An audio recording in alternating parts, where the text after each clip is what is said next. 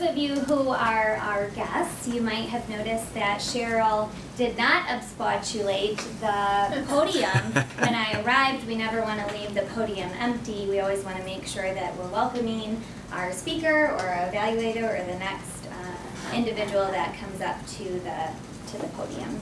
So, good afternoon, Toastmasters, members, and esteemed guests. We welcome you to our meeting and invite you to lend an ear as you're about to hear not one, but two speeches from the Competent Communicator Manual Project to organize your speech, which Cheryl did say, or mention, Brian, it's a 5 to 7 minute speech. To refresh your minds, today's speakers, Heather Dziedzic, will be focusing on providing her audience a clear message fashioned in an orderly manner. Much of the legwork has been done already as she's prepared her ideas into a well-organized outline. We'll be looking for a strong opening and conclusion with appropriate transitions throughout. On a personal level, Heather hopes to slow down her speech pattern for better communication and minimize her fidgety fingers, which I can do that as well. I should do that as well. Heather said it best when she stated that CC2 is all about structure, from beginning to the end. So sure to be a refreshing portion of our meeting, please help me welcome Heather Dziedzic as she delivers CC2 titled Practice Makes Perfect, or does it?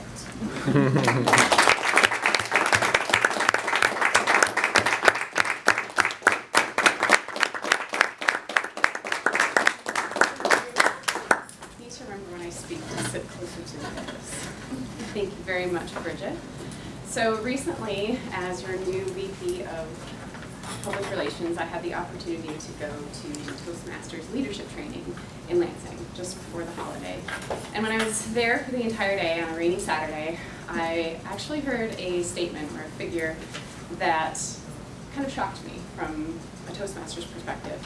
One of the speakers was one of the world champion speakers, Lance Miller, and he said that 85% of all Toastmasters do not finish any given certification in any 1 year.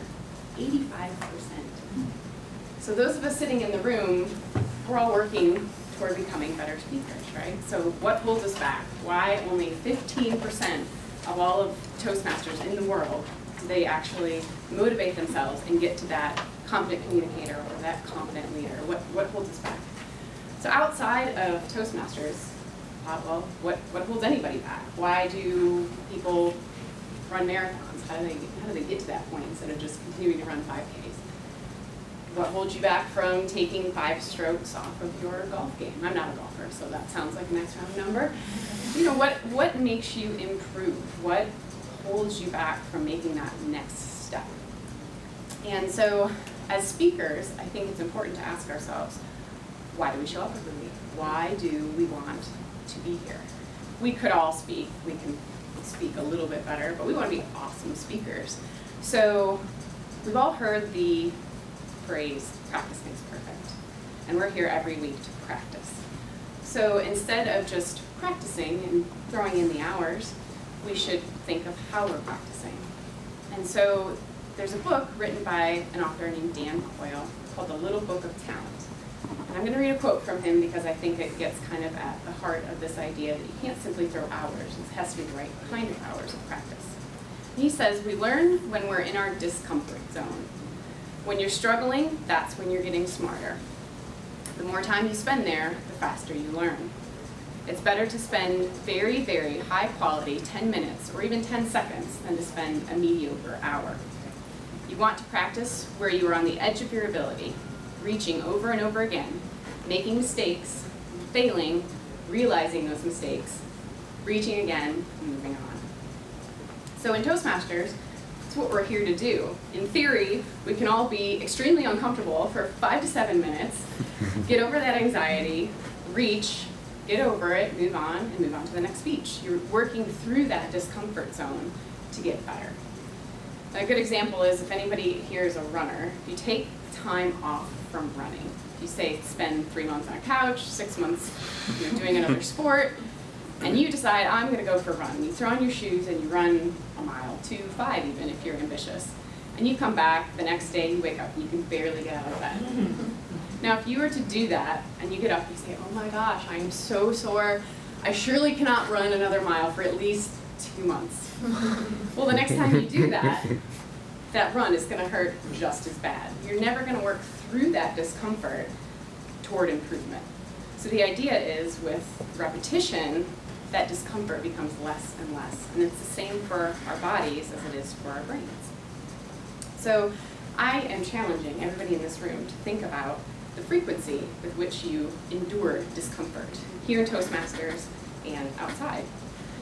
Now, there's a rule of thirds, which I think Luis, as a photographer, has probably heard of, and we may have even heard it in this room, this rule of thirds when it comes to composition, in mostly art, but in Dan's book he also mentions the rule of thirds when it comes to practice. And that is that you should only spend 1/3 of your time studying or observing, and you should spend the other 2/3 of your time practicing or doing. Now I can watch somebody hit a golf ball all day long. Until you actually sit up there and try and do that, you're never going to get that muscle memory, you're never going to get that practice. And a good example for me personally is I grew up with a dad who was a really good carpenter. He did a lot of remodeling, built all sorts of things.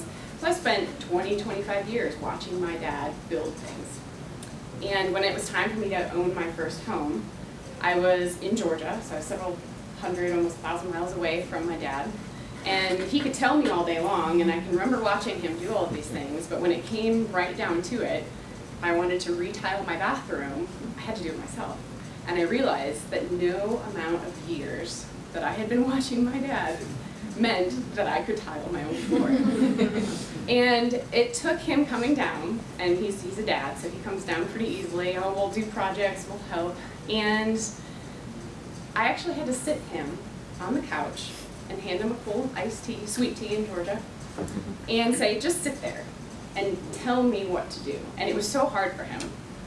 But that was how I learned. I had to wield all of the tools. I had to feel the pressure on your fingers of how things are supposed to be placed. And until I did that, not only did I not have the confidence to do it, but I simply didn't have the skill. So doing it, spending that 2/3 of the time on really focused, purposeful practice is really beneficial. The other part of that conversation in Dan's book, and some other stories and studies that have been done, say that a novice, a beginner in any field, whether it's music or sports, they get progress, they make progress through positive reinforcement. If you start something new, you want to hear, hey, good job, way to go, job well done, and that gets you motivated to move forward. They say experts, on the other hand, which we are all hoping to be here in Toastmasters, they thrive on negative feedback, not positive reinforcement. We want to know, what are we doing wrong, right? How can I improve? We all strive to do that in our careers and our relationships. What can I do better? Now, Toastmasters, I think, is the only environment I've ever encountered where failure and negative feedback is celebrated on a weekly basis. So take advantage of that. Speak up, speak frequently, get practice, get uncomfortable, because it's the only kind of practice that will make perfect. Thank you.